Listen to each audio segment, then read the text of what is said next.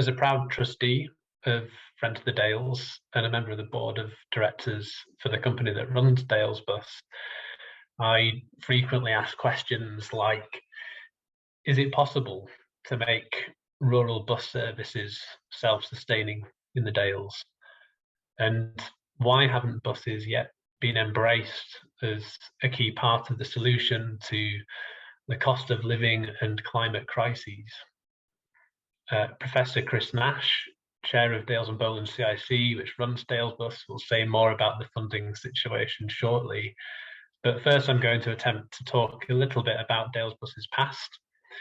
History supplies us with, I think, many lessons to learn, and I think it can give us some hope for the future too. And I do feel hopeful looking back and seeing just how much has been accomplished by the people behind Dales Bus.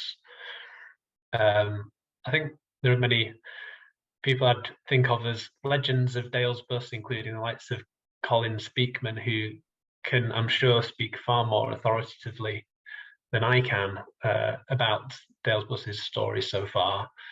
But thankfully, they've written up a record that mortals like me can rely on in situations like this. Looking at those history books, there's a theme of public expenditure cuts that clearly continues to this day, and probably significantly beyond, judging by speculation about tomorrow's autumn statement. In 2007, Friends of the Dales, then operating under the name Yorkshire Dale Society, decided to take over the operation of key Sunday and bank holiday bus routes in the Dales, known as the Dales Bus Network. And it did this by establishing its own subsidiary community interest or not-for-profit social enterprise company, known to this day as Dales and Bowland CIC. Set up in partnership with the Yorkshire Dales Public Transport Users Group, Dales Bus has been ensuring access to and enjoyment within the Dales on Sundays and bank holidays ever since. It's important, I think, to acknowledge that concerns about transport provision had grown over several decades leading up to this bold decision point in 2007. There isn't enough time to really do those decades justice today, but in short, the charity had been an active part of several initiatives to protect or improve transport provision in the Dales, from supporting efforts to protect the settled Carlisle line from closure and launching the Garsdale minibus service in the 1980s, to starting winter Dales bus services in the 90s.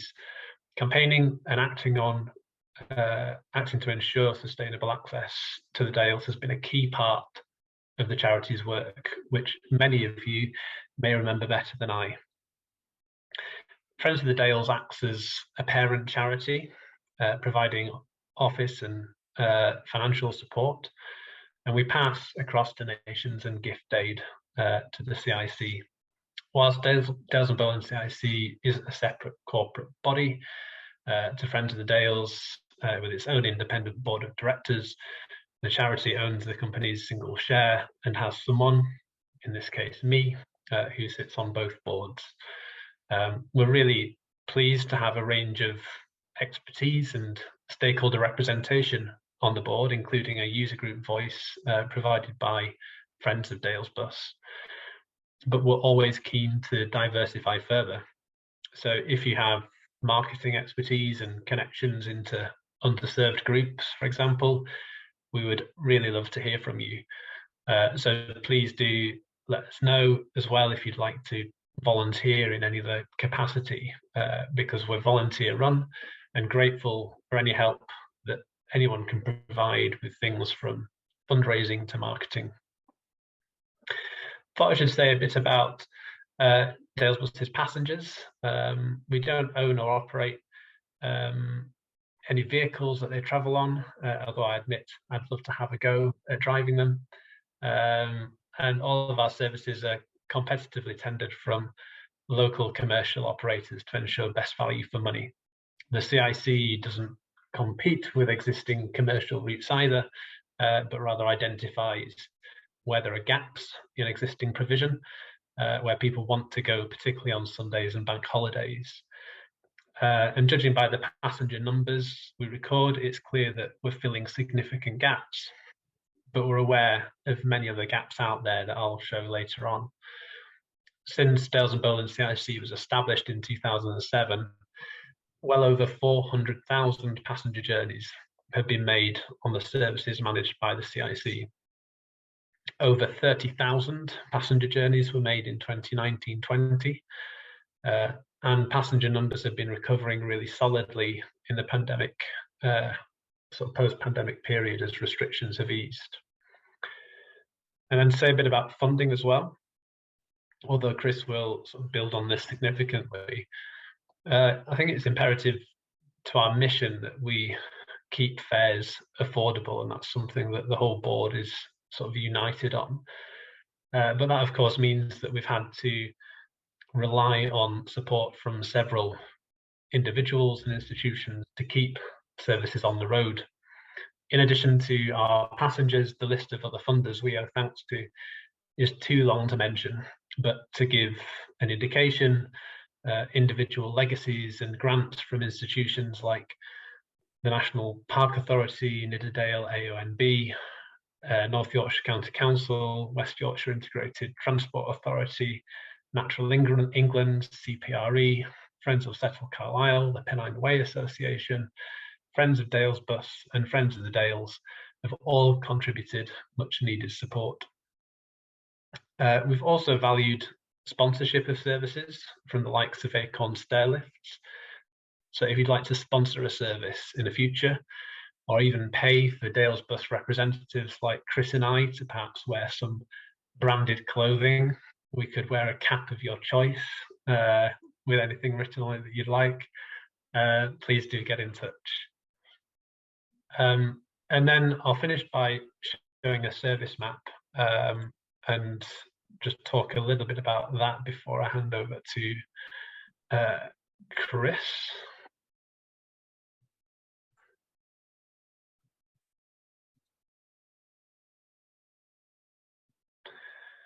Okay. So here is just a page from the winter timetable that I linked to in the chat at the start of this talk. And if you look at all the areas that aren't linked by a dashed black line or a green line, just consider those as entire areas, civilizations, businesses, all really sort of unable to access each other on Sundays unless they can afford private transport that's more likely to damage the environment that they care about. So don't get me wrong, we're hugely proud of the access that we're able to provide at Dales Bus, but the job most certainly is not done. It's imperative that we make things better, not worse, irrespective of, in fact, even more so in light of the challenges that society is facing right now, so that many more people can love buses the way that I certainly do.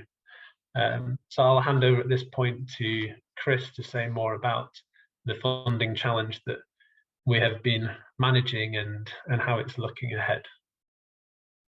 Thanks, Kevin. Hello, everyone. Yeah, I'm going to sort of talk a little bit more generally than just Dales Bus, but very happy to come back and talk more about Dales Bus in the Q&A. But of course, Kevin has already illustrated the problems that the rural bus is facing in general. So the next slide, please, Kevin.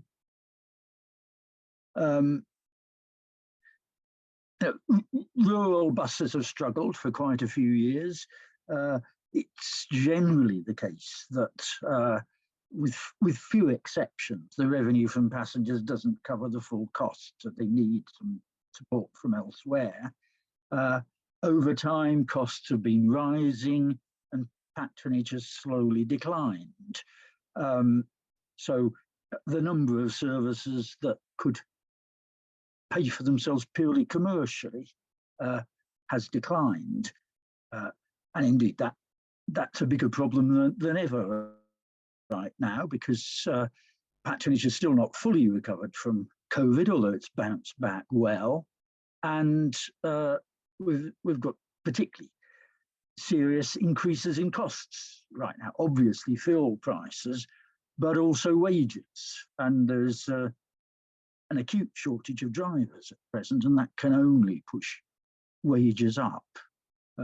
So those few commercial services that have survived so far are in a number of cases now under threat.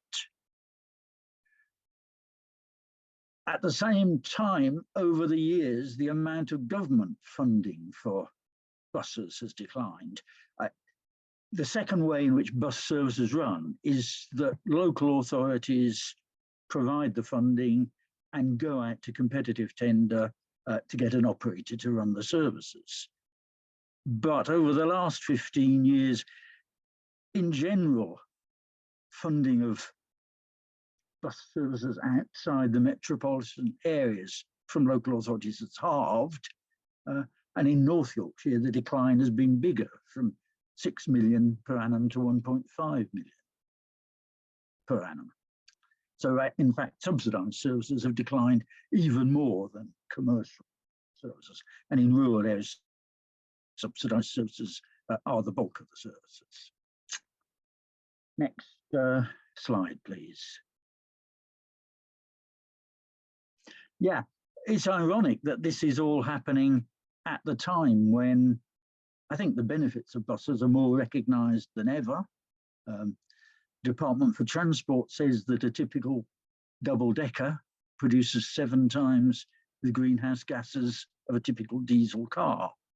So a bus with more than 7 passengers in it is producing lower greenhouse gas per passenger than a single occupancy car. A bus with more than 14 passengers than a car with 2 people.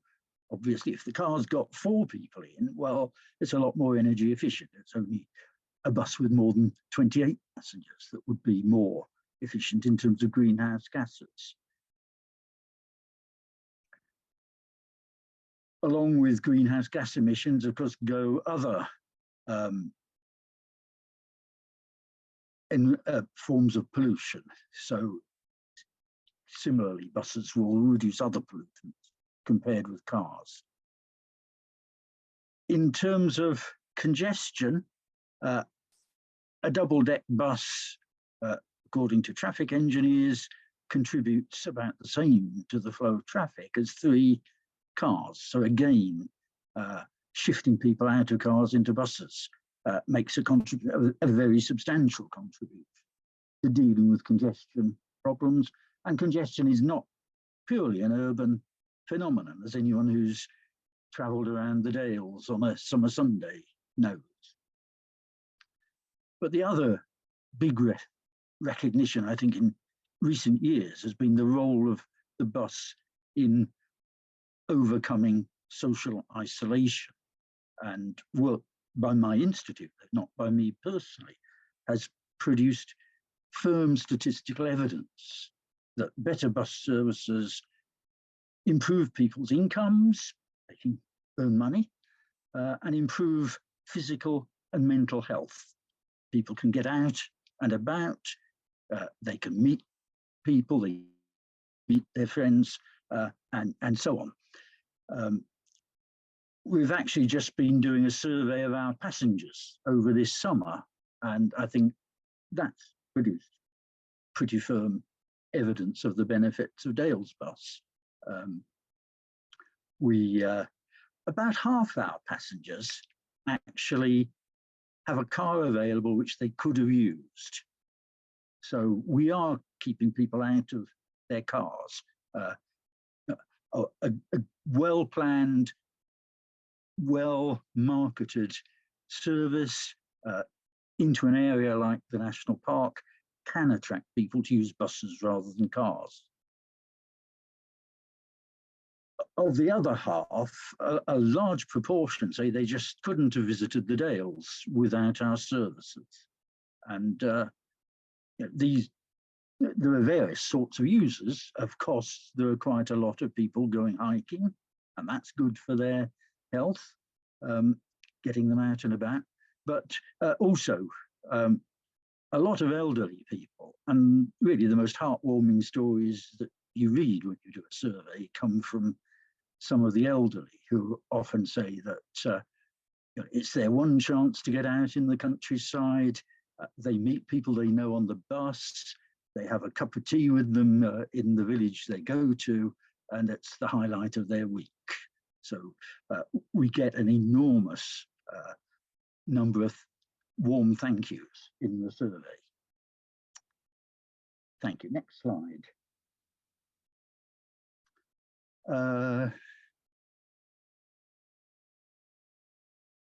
Every local authority has to produce a local transport plan.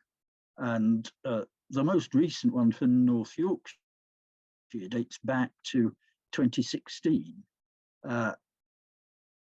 This was in the context of a big cut in the funding of bus services by North Yorkshire. So they had to set some priorities. And in that plan, they concluded that North Yorkshire County Council will not provide funding for Sunday or evening services. Services provided mainly for leisure travellers, town services, services operating more frequently than every 2 hours. So, since this policy was implemented, North Yorkshire has not directly provided any funding at all for our services. And to find this, in an area like the National Park, Yorkshire Dales National Park Authority has aspirations for us to be an area of green tourism. To think that there might not be any public transport in most of the national park on a Sunday seems a pretty horrific situation. It's obviously the peak day for people visiting the national park. I would say also that services, they will not fund services provided mainly for leisure travellers. That means that Saturday services are under threat as well. And although most of the gaps we fill are on Sundays, we're seeing more gaps on Saturdays. So we now run a couple of Saturday services as well. Next slide, please.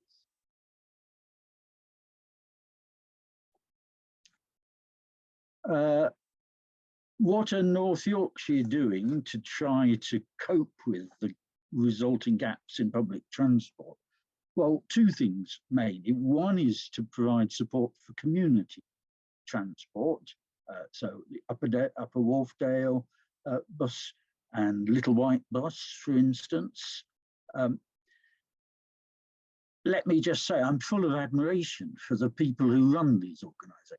They have a much harder job than we do because they're actually running the services. They've got to find the drivers and so on. So they actually manage to keep public transport running in an area where the other operations have ceased. So nothing I'm going to say is in any way criticism of those people. But they are, because they're using often volunteer drivers, usually sometimes some paid drivers as well. They're generally limited to 16-seat minibuses, which are not allowed to carry standing passengers. So the scope for attracting more passengers is limited. I'm also chair of a Walking for Health group. We don't dare use any of the 16-seater services for fear of some of our passengers being left behind. I should mention also that North Yorkshire have their own fleet of 16-seaters, which they use for schools work, and they provide services with those. But again, they have the same issue. So the Monday to Friday Ilkley to Grassington service, for instance, is run with 16 seaters. And I think that's a particular case where we're well aware of passengers being left behind on many occasions. So it's helping fill the gap, but it's not an ideal solution by any means. The other thing North Yorkshire has become very keen on in recent years is demand responsive transport, provided by minibuses, which you book using an app if you're into app, or you can phone up and book it otherwise. Again, this sounds perfectly sensible. You know, why run buses around whether people want them or not? Why not just send them when someone has booked and indicated that they need a bus? The trouble is that these sorts of services tend to be very expensive. So certainly £10 plus per passenger trip in terms of subsidy. So, you know, the idea that you could use these as a way of getting a major shift from car to bus, I think is just not true. So again, they can play a useful role in deep rural areas where there are very few passengers and people are very isolated. They can be the best solution, but they're not going to be a way of achieving a major increase in bus patronage. I've just noted there, Dales bus is costing around £3 per passenger trip in subsidy at present, and certainly our busier service is a lot less than that. Next slide, please, Kevin. For all the time I've been involved with Dales bus, I've thought that we were basically holding the fort until the cavalry arrived. You know, the period of austerity saw big cuts in local authority funding. That in turn led to these big cuts in bus services. But I always thought we would emerge from that. Governments would recognise the importance of buses and our need to provide. So I would hope that we would always continue to play a part in lobbying, in planning and marketing of services. But I'd always hoped that the need for us to actually go out and seek funding, which is an enormous task, that would disappear.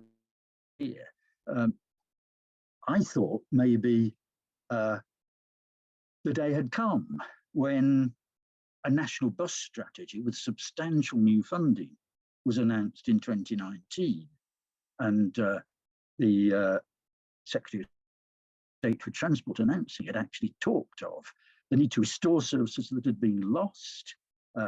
He made particular mention of weekend and evening services, and particular mention of providing better services in the countryside, and indeed for leisure travellers and tourists.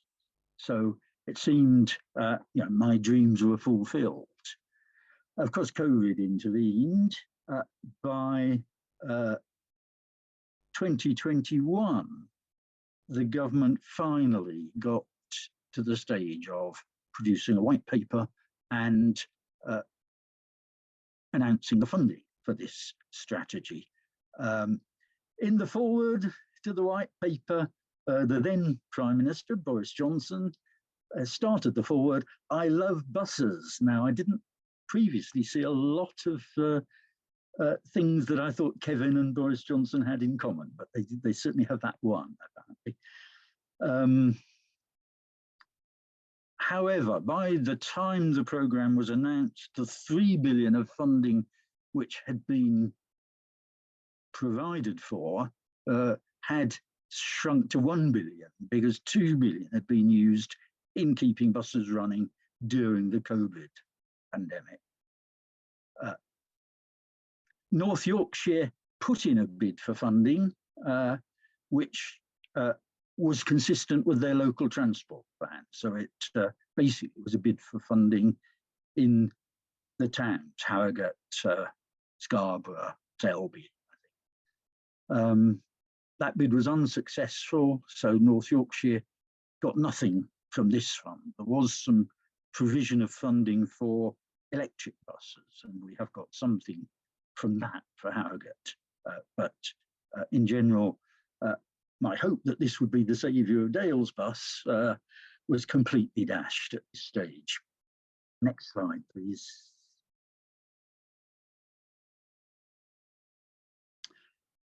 In the meantime, of course, we've got other changes going on. We've got the new North Yorkshire Unitary Authority taking over in 2023 when the districts will disappear.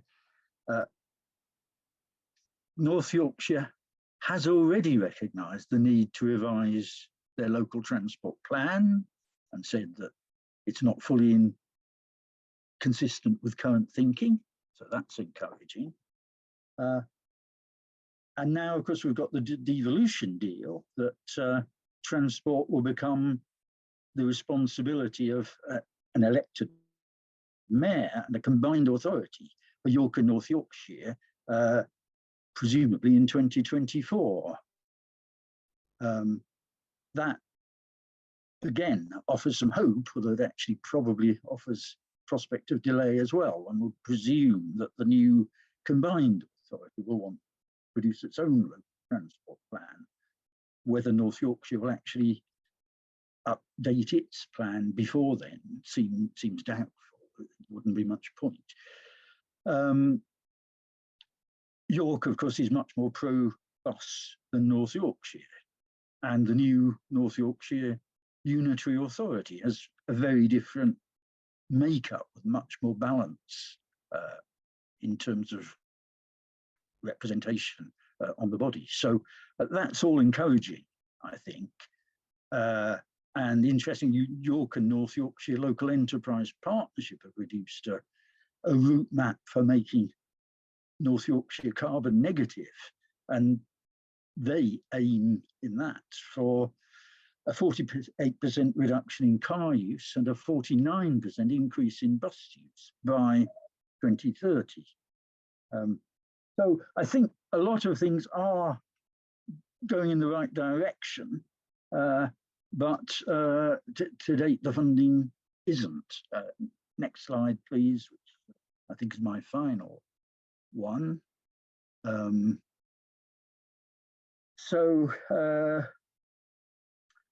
I think for